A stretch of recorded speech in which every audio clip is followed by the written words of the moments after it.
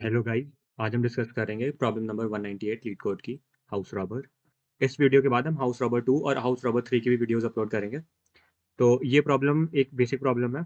अगर हम इस प्रॉब्लम को समझ लेते हैं कि इस प्रॉब्लम में कैसे डीपी बनेगी, तो इसके बाद हाउस रॉबर 2 और हाउस रॉबर 3 काफ़ी ज़्यादा ईजी हो जाता है। तो हम इस प्रॉब्लम में जितने भी तरीके हैं सारे देखेंगे, मेमोराइजेशन, टैबुलेशन और स्पेस ऑप्टिमाइजेशन। तो पहले हम एक बार क्वेश्चन पढ़ लेते हैं, फिर शुरू करते हैं। हमें क्वेश्चन में दिया गया है कि एक रॉबर है, उसे लूट करनी है, मैक्सिमम लूट करनी है। और कुछ इस तरह से घर हैं कि हम एडजेसेंट घर में लूट नहीं कर सकते। जैसे मान लो कि 1, 2, 3, 4, 5 ये घर हैं, और ये नंबर डिपिक्ट करते हैं उस घर में कितनी लूट है। ठीक है। तो जैसे मान लो अगर हमने इस घर में लूट करी आज, तो हम इसके बगल वाले जो दो घर हैं, ये 4 और 2 वाले, यहाँ पे लूट नहीं कर सकते।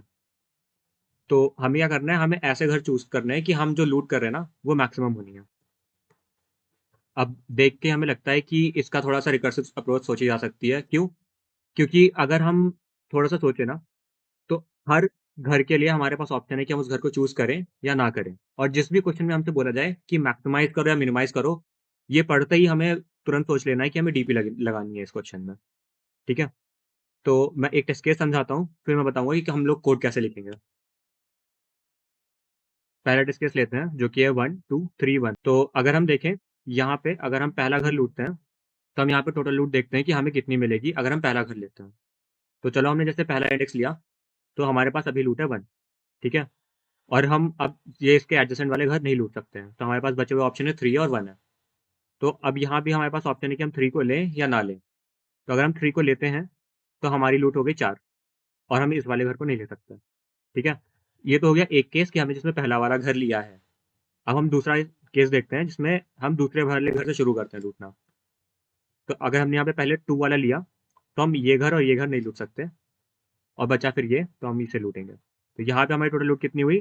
2+1 मतलब 3। तो यहाँ पे हम देख सकते हैं कि हर इंडेक्स के लिए हमारे पास ऑप्शन है कि हम उस इंडेक्स को लें या फिर ना लें। तो थोड़ा सा रिकर्सिव अप्रोच लिखने की कोशिश करते हैं। इसमें हम क्या करेंगे, जैसे यहाँ पे ऑब्जर्व करते हैं कि हमारे पास क्या हो रहा है। क्योंकि हमें डीपी बनानी है, तो हमें ये भी देखना पड़ा है कि हम डीपी की स्टेट्स कैसे लिखेंगे। तो देखो, जो हमारा एग्जाम्पल था ना, ये 1 2 3 1 वाले पर, यहाँ पे हमारा क्या हो रहा था कि यहाँ पे हमारे पास हर इंडेक्स पे ऑप्शंस थे। ठीक है। तो अगर हम ध्यान से देखें तो क्या चेंज हो रहा है, वो है choice of index.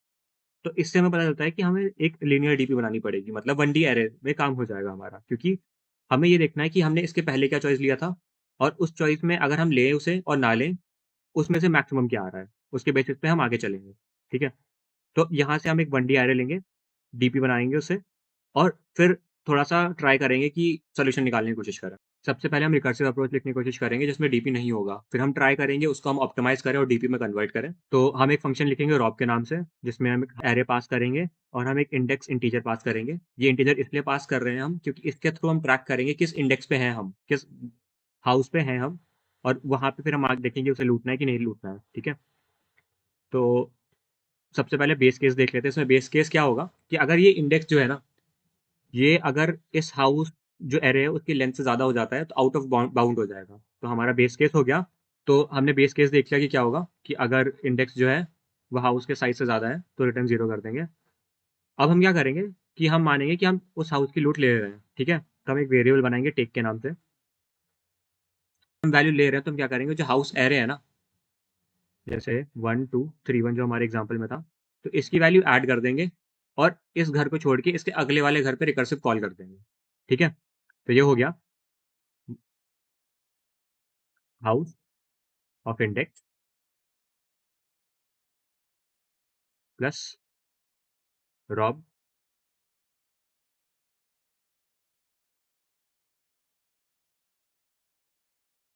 House array pass करेंगे हम, और इंडेक्स+1, इंडेक्स+2, सॉरी। तो इंडेक्स+2 क्या करेगा, उसका एक घर छोड़ के अगले घर पे कॉल कर देगा। ठीक है। और जो दूसरा केस है हमारा, कि हम जब इस हाउस को सिलेक्ट नहीं कर रहे हैं, मतलब इस हाउस की लूट नहीं ले रहे हैं, अगर हम इस हाउस की लूट नहीं लेंगे ना, तो we are open to go to this house. इस वाले हाउस में हम आराम से जा सकते हैं। तो यहाँ पे इंडेक्स+2 की जगह पे बस इंडेक्स+1 होगा, और हम ये वाला जो पार्ट है ना, ये इंक्लूड नहीं करेंगे। ठीक है। तो वो हो गया not take, not take is equal to हमारा रॉप फंक्शन, उसमें हाउस एरे और इंडेक्स प्लस वन। ठीक है, तो अब रिकर्सिव कॉल्स हमें मिल गई हैं कि हम एक एक केस में ले रहे हैं, एक केस में नहीं ले रहे हैं। ठीक है, अब हमें रिटर्न क्या करना है, हमें रिटर्न क्या करना है कि जो दोनों केस का मैक्सिमम है ना, वो वैल्यू रिटर्न करनी है। तो यहाँ पे हम रिटर्न कर देंगे simply return max of take और नॉट टेक। बेसिक से रिकर्सिव फंक्शन है, इसको हम रन करेंगे, आराम से हमें आंसर दे देगा। ठीक है, अब हम थोड़ा सा देखेंगे कि हम इस चीज़ को ऑप्टिमाइज कैसे करें, क्योंकि ये जो है ये मल्टीपल बार ये रॉप फंक्शन जो है ना, सेम इंडेक्स के लिए कैलकुलेशंस कर रहा है, जिससे कि हमारी टाइम लिमिट इंक्रीज हो रही है। ठीक है, तो हम ट्राई करेंगे मेमोराइजेशन सबसे पहले। तो देखते हैं हम कैसे कर सकते हैं। जैसे मैंने अभी बताया था आपको कि हमारा क्या चेंज हो रहा है, इंडेक्स चेंज हो रहा है। जो हमारे प्रीवियस इंडेक्स है ना, उस पर हमारी करंट वैल्यू डिपेंड कर रही है। देखो हम यहाँ पर रिटर्न कर रहे हैं ना मैक्स टेक नॉट टेक, और टेक और नॉट टेक क्या है, उसके अलावा जो इंडेक्स है उन पे वैल्यूज क्या थी। ठीक है, तो इससे हमें थोड़ा सा पता चलता है कि हम एक 1D डीपी बनाएंगे और फिर उसमें जो स्टोर्ड वैल्यूज है ना, उसके थ्रू इसे ऑप्टिमाइज करेंगे। ठीक है, चलो अब उसका भी कोड देख लेते हैं, उसमें ज़्यादा चेंजेस होंगे नहीं। वहाँ पे हम क्या करेंगे, वहाँ पे हम एक ग्लोबल एरे डिक्लेयर कर देंगे डीपी के नाम से।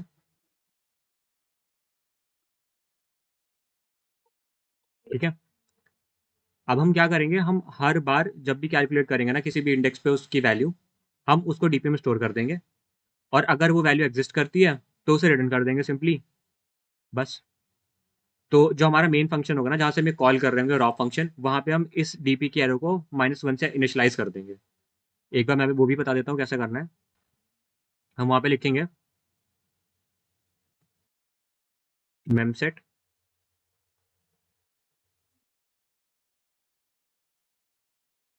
एरे का नाम, किस चीज़ से इनिशियलाइज करना है, और उस चीज़ का साइज, मतलब साइज ऑफ डीपी।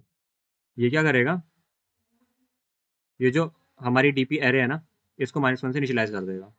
हम क्या करेंगे, इफ वही हमारा base case, index is greater then,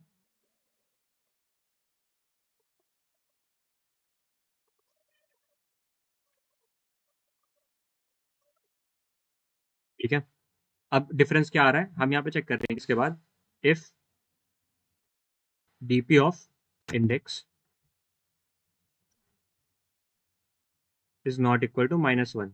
ठीक है, तो हम रिटर्न कर देंगे डीपी की वैल्यू।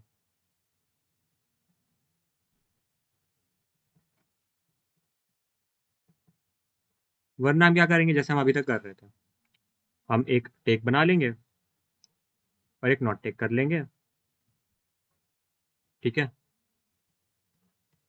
और इसके बाद क्या करेंगे, सिंपली उसको डीपी ऑफ इंडेक्स में स्टोर करके रिटर्न कर देंगे, is equal to max of take और नॉट टेक, और रिटर्न कर देंगे डीपी ऑफ इंडेक्स।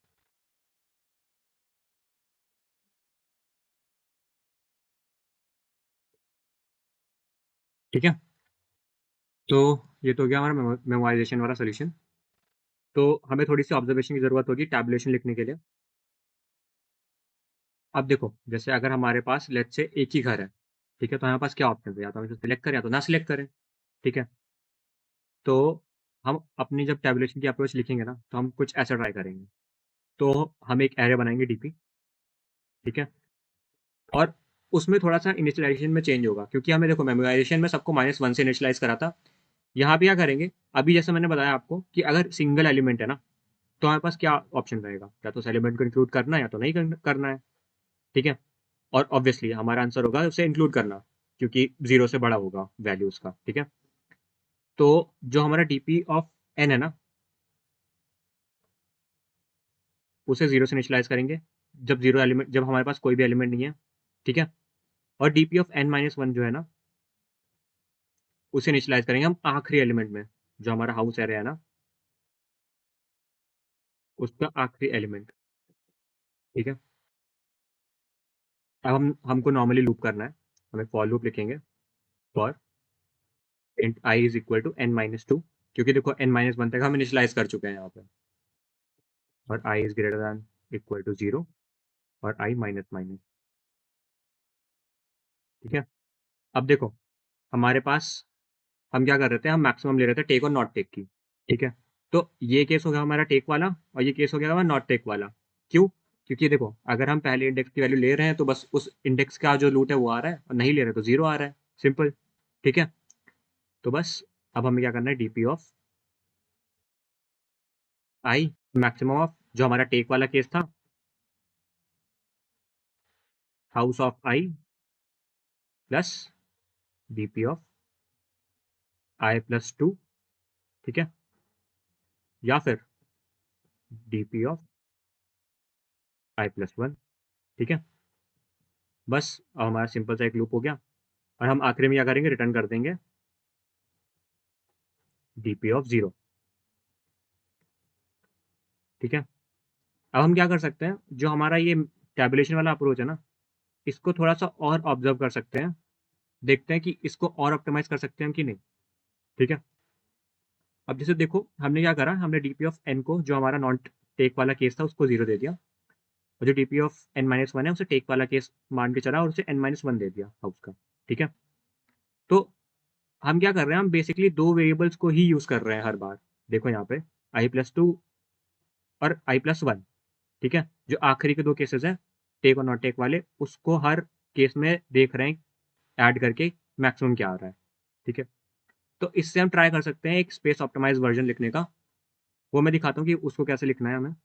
तो हम क्या करेंगे, हम एक रॉ फंक्शन बनाएंगे। ठीक है, इसमें पैरामीटर्स पास कर देंगे, मैं लिख नहीं रहा हूँ यहाँ पे, अंडरस्टूड है वो। तो हम क्या कर रहे थे, उस वाली अप्रोच में हम एक डीपी एरर ले रहे थे। ठीक है, और i+1 और i+2 की जो वैल्यू आ रही थी ना, उसमें से मैक्स निकाल रहे थे ऐड करके और नहीं ऐड करके। ठीक है, तो हम उस चीज़ को रेप्लिकेट करने की कोशिश करेंगे दो वेरिएबल से। हम क्या करेंगे, हम एक वेरिएबल बना लेंगे टेक के नाम से। ठीक है, टेक, अच्छा अब देखो वहां पे हम क्या कर रहे थे, एन डीपी ऑफ n-1 को टेक वाला केस लेके चल रहे थे, और उसमें हाउस ऑफ n-1 की वैल्यू डाल दे रहे थे। तो सेम यहाँ पे करेंगे, हमने एक टेक वेरिएबल बनाया, उस पर वैल्यू डाल देंगे हाउस ऑफ n-1 की। ठीक है, और एक नॉट टेक वेरिएबल बना लेंगे। ठीक है, उसमें वैल्यू डाल देंगे 0।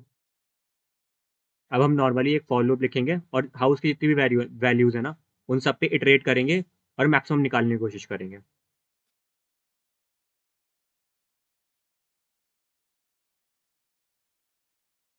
तो यहाँ पे क्या करेंगे हम, यहाँ पे हम करेंगे एक आंसर के नाम से वेरिएबल बना देंगे हम। ठीक है, हर बार answer is equal to maximum of, अब देखो अगर हम करंट इंडेक्स पे है ना, तो हम उस करंट इंडेक्स की वैल्यू तभी ले सकते हैं जब हमने उसके पहले वाले इंडेक्स की वैल्यू ना ली हो। ठीक है, तो मतलब जो पुराना वाला हमारा नॉट टेक है वो ही ऐड होगा करंट इंडेक्स के साथ, वरना हम जो पुराना टेक वाला है उससे देखेंगे कि मैक्सिमम आ रहा है कि नहीं आ रहा है। तो कुछ ऐसे लिखेंगे हम, house of I plus not take, या फिर टेक। ठीक है, ऐसा हम क्यों कर रहे हैं, क्योंकि देखो सिंपली अगर हमारे पास ये अरे है 1 3 2 1, तो अगर हमने ये वाली वैल्यू ले ली है तो हम ऑब्वियसली ये वाली वैल्यू नहीं ले सकते। ठीक है, तो अगर हम इस केस पे हैं तो हम इसकी वैल्यू तभी ऐड कर पाएंगे अगर हमने नॉट टेक वाला केस लिया है। अब इसके बाद हम क्या करेंगे, हम वैल्यूज थोड़ी सी इंटरचेंज करेंगे। हम नॉट टेक वाली वैल्यू को टेक असाइन कर देंगे, और टेक वाली को करंट आंसर। ठीक है,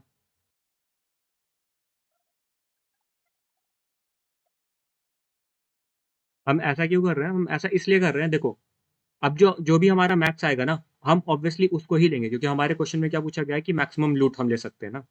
तो ऑब्वियसली हम टेक में वही वैल्यू डालेंगे जो कि मैक्सिमम होगी।